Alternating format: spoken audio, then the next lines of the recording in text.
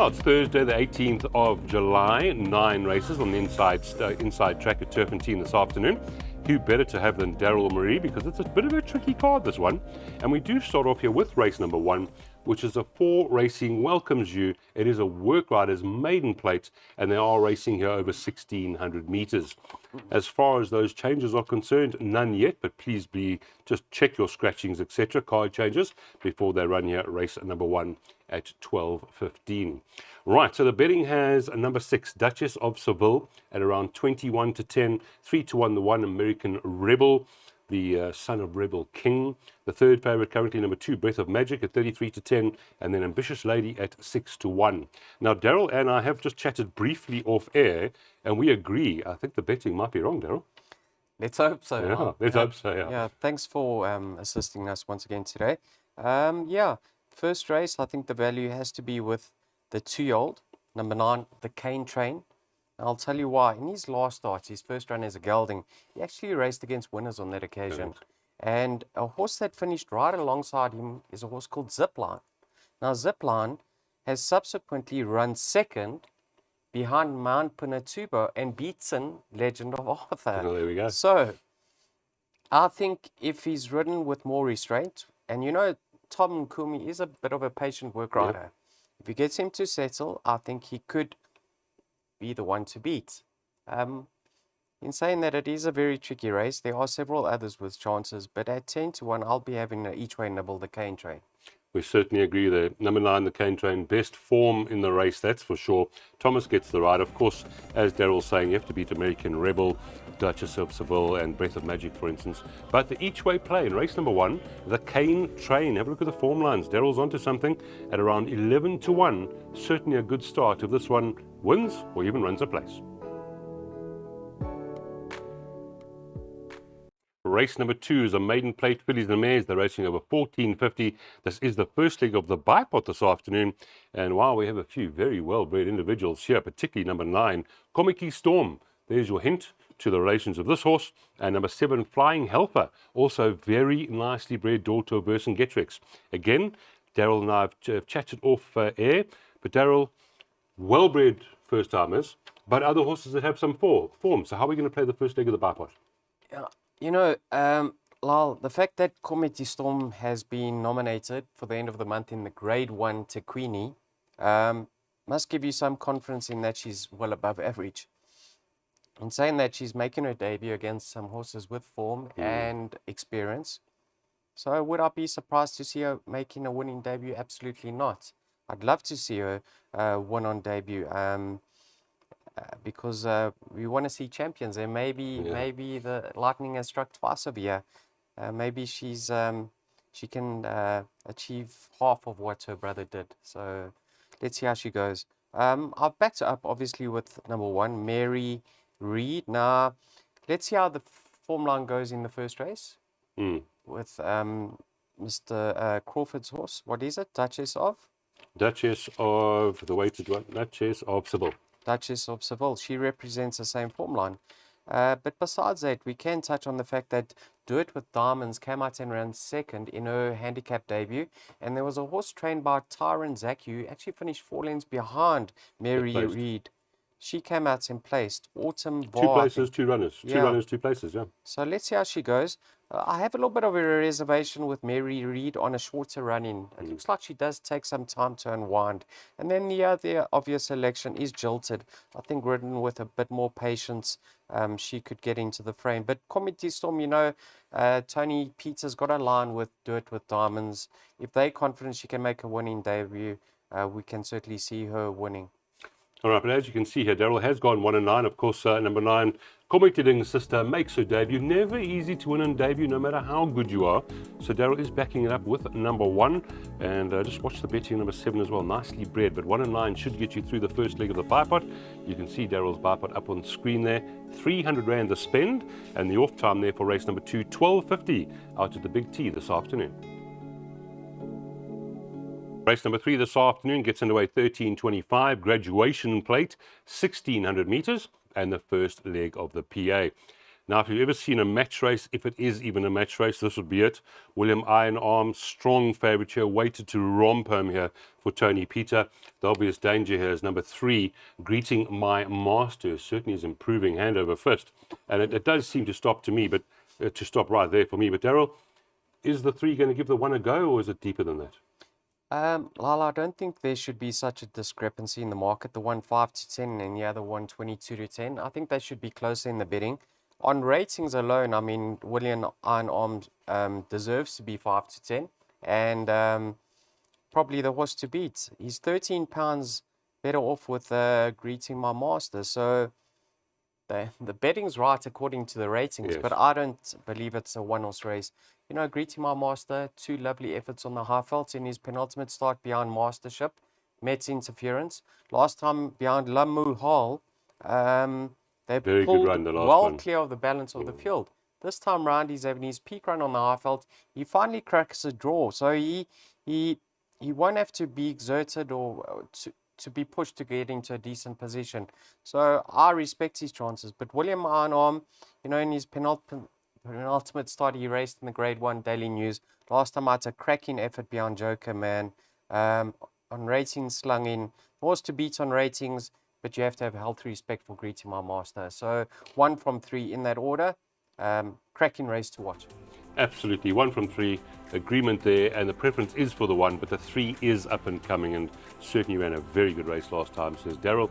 1 is the banker though in the PA. You'd be very surprised if the 1 missed the PA from 2 and 5, 1 and 8, 2, 3, 4, 7, 9. It does get complicated as we go on. 3, 5, 6 by banker 1, by 1, 7, 8 and 14. 240 rand. Daryl spent here for the PA, race number 3. Race number 4 is a middle stakes, 1400 hours is the time here, and they're running over 1450 meters. First leg of the pick 6, and Daryl's going to give us a pick 6. But let's first discuss this race, because I think it's quite tricky. Andy's Girl, number 9, the filly in the race, is of course the best weighted, being a middle stakes, but horses like Master Christmas, Fully Loaded, House of Romanoff, Inglamu, Dr. Faustus, and then even a horse like Bloomington. Daryl, I'm going to hand this into your capable hands, because I think this is quite tricky. Yeah, I wanted to offer that. That one to me. Yeah. I handed it back. Yeah, Lal, I'm actually playing against the betting of Yano, and his goal is top of the boards and Fully Loaded second favourites. I've gone with numbers 1, 2, 4, and 5 in the pick 6. Listen, Lal, my pick 6 is 1,200 rand. It could have easily been 120 grand. It's a very, very tricky race. Just for the punters out there while on. you're doing this, it is so hard to structure a pick 6 because you want to put 8 horses here and 8 somewhere else, and then it comes out 7,000 rand. So Exactly. they can always add on if they want. And trust me, the one that you take out comes. That's the one. Yeah. So Lal, in Lamu, I was actually impressed with his 2 comeback runs as a gelding. I thought he was then ready to win, and he put in a well below par effort last time out.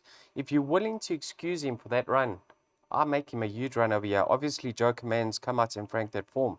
The horse I'm leaning towards is Master Christmas. Now, I had all my eggs in one basket last time out with him, because we showed the replay of his penultimate start behind Saber's Strike. He was desperately unlucky on that occasion. He should have actually won. Now, he's back of the same course and distance. I'm hoping he returns to form. I can see him winning. And then Dr. Faustus, you know, in his penultimate start behind his stable companion, Jan Janssen van Vuren, said to everyone, this horse is actually more talented than Lincoln Navigator, but he's not a 1,000-meter inside track horse. So now he's unexposed, and he's gained the extra over this distance. He's gained the extra, but a little bit of a concern is he's rested too often during his run. So maybe he does come with his issues. Let's see how he goes. I'm going 5 from 2 over here. I'm hoping I get through the opening leg of the pick 6. It's amazing. Great minds think alike. I say 5 is my first choice as well, and it's 7 to 1. I was very surprised to see that Master Christmas, but here is Daryl's pick 6. 1, 2, 4, 5 by 1, 3, 4, 7, 8, 2, 3, 4, 7, 9, 3, 5, 6. Banker 1 has to take a banker somewhere, otherwise it is too expensive. 1, 7, 8, and 14. 1,200 rand. Add on, take out, do whatever you want, but get onto tab for race 4 in the pick 6 before 2 p.m.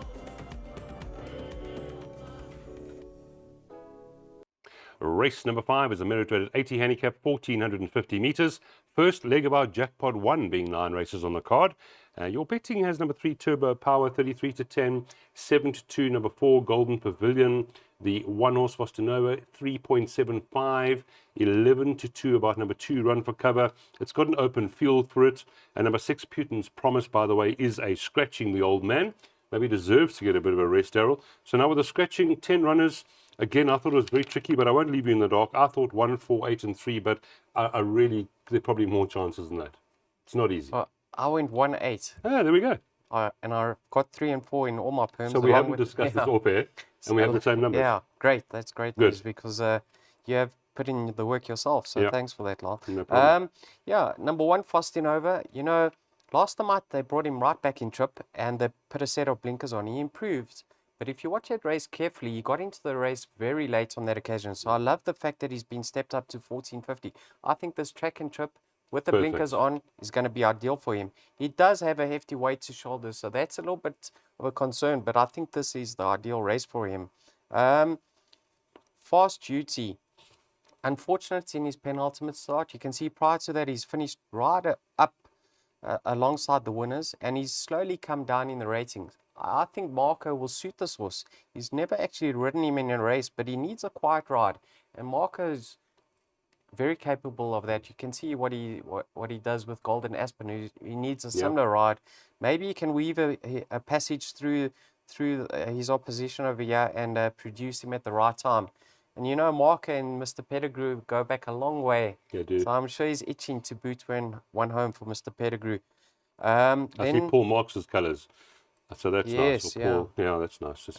Turbo Power, 1450. He can do a little bit much in his races. Yeah, I was worried about the trip. Yeah. If he settles, I can see him featuring. I really expected more from him.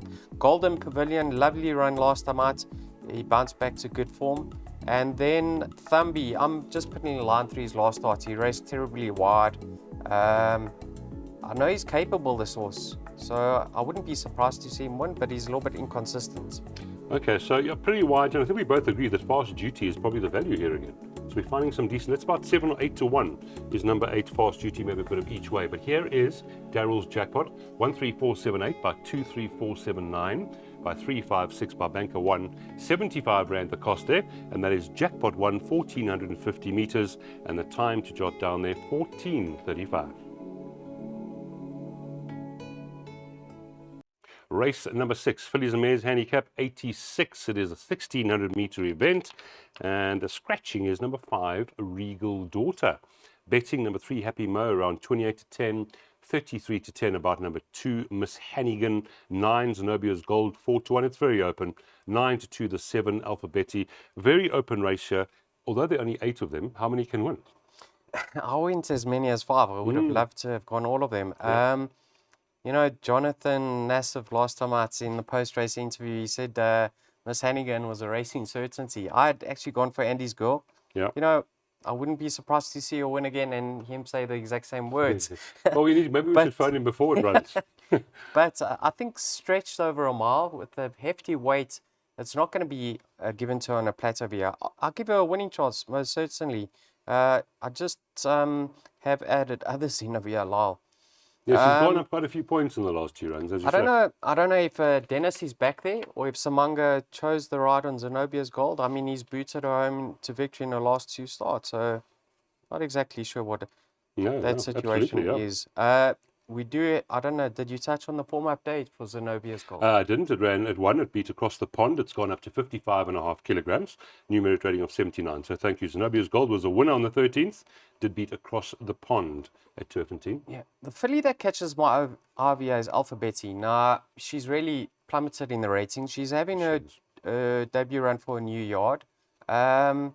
Listen, she hasn't won in ages, but you never know. A change is as good as a holiday, and off a rating of 76, I wouldn't be surprised. And Robin Clarkson does that. She turns horses around. Look what she's done with Texas Red. Correct. And then Banika is my roughie in the pack. I mean, she is 20 to 1. I know she holds your roughie in the pack, Radu, last time out, but she never got into the hunt last time out. He'd call me Baki, was on a bicycle from the jump. Go up to her run 3 runs back when close up behind hard peaks. She's capable of this rating, and I think in a small field she shouldn't be detached this time round. Eased in her penultimate start. In a small field, I think at 20-1, she has to be thrown into all bets. But Lal, once again, I'm not convinced with this race. Tough race. There's the jackpot now. We've got 2 roughies for you. Daryl's number 4, Bonica, and my number 8, Radu. Just include those 2 into your quartets or something if you do take them, because they could pop up. It's a very difficult race, as Daryl said. 2, 3, 4, 7, 9, by 3, 5, 6, by 1, by 1, 7, 8, and 14. And that, of course, is jackpot 2, starting race number 6 at 15:10. Race number 7, 15:45, the off time. Fillies and Mares 94, divided handicap over 2,000 meters. Card changes, none, just 8 races in the race here, and pretty much every one of them probably having a chance here. Your current favourite, 3.75, about number 2, LNB, for Sean Terry and Craig Zaki. 2,000 metres being the question mark there.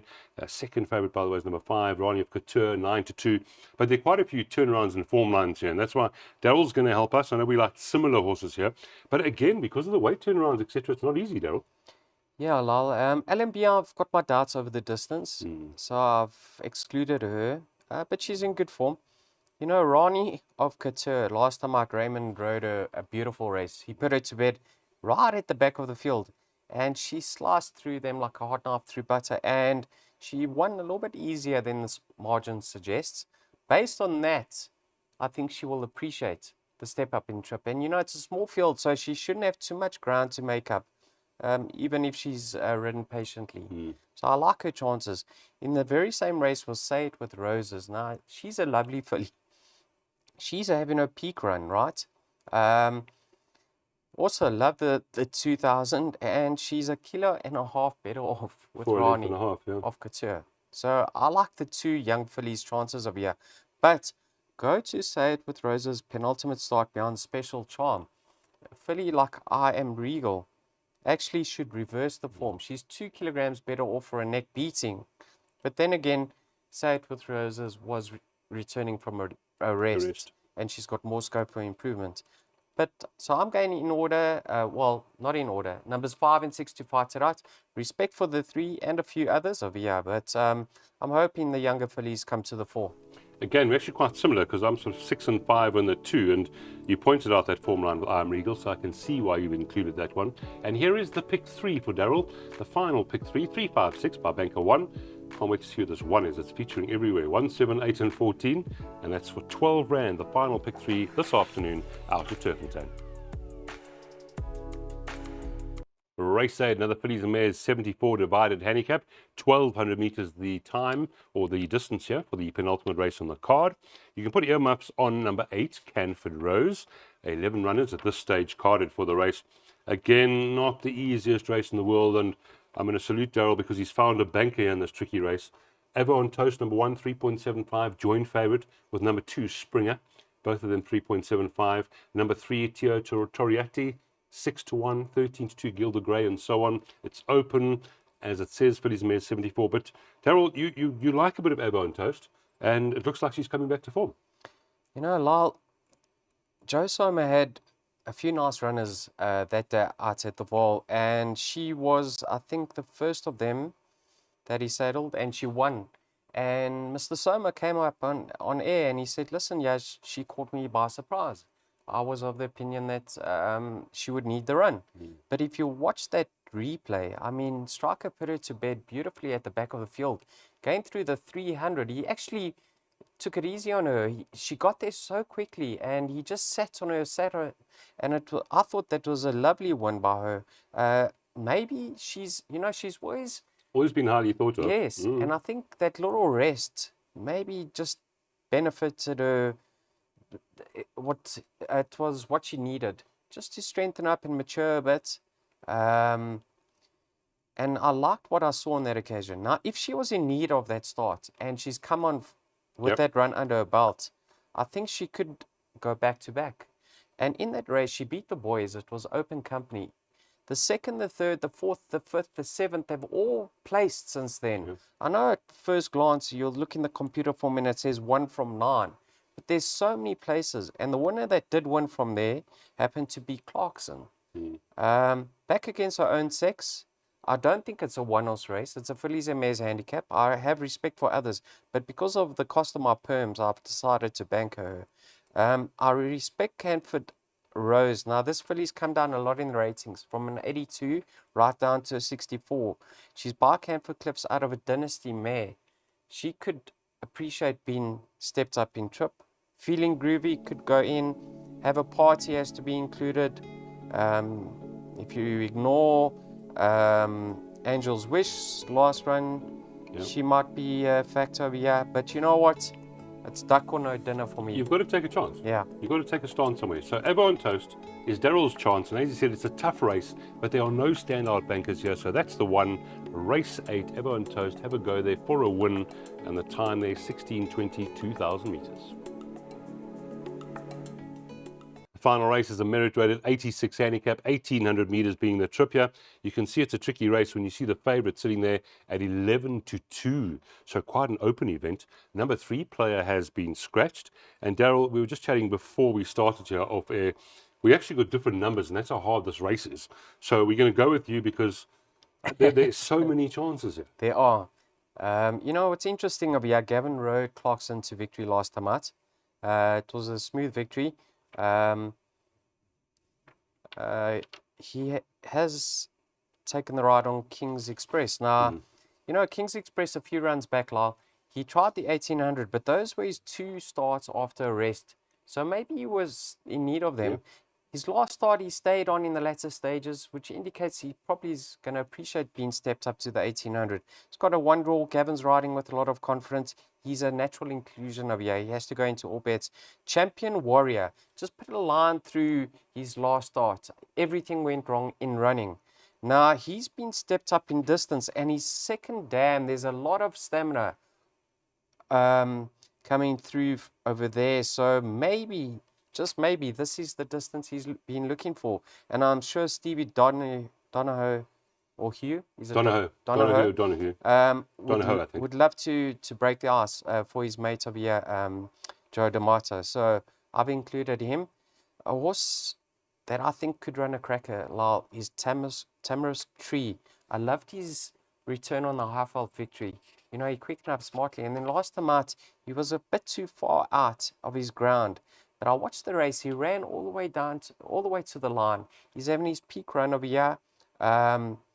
I think he has to go into all bets. And that form line is really standing up well. Then Clarkson, he's actually 2 from 4 over the course in distance. I wouldn't be surprised to see him go back to back. Very, very difficult race. I've just suggested a swinger box. That's the clever way to go here. 1, 7, 8, and 14, 6 rand the swinger.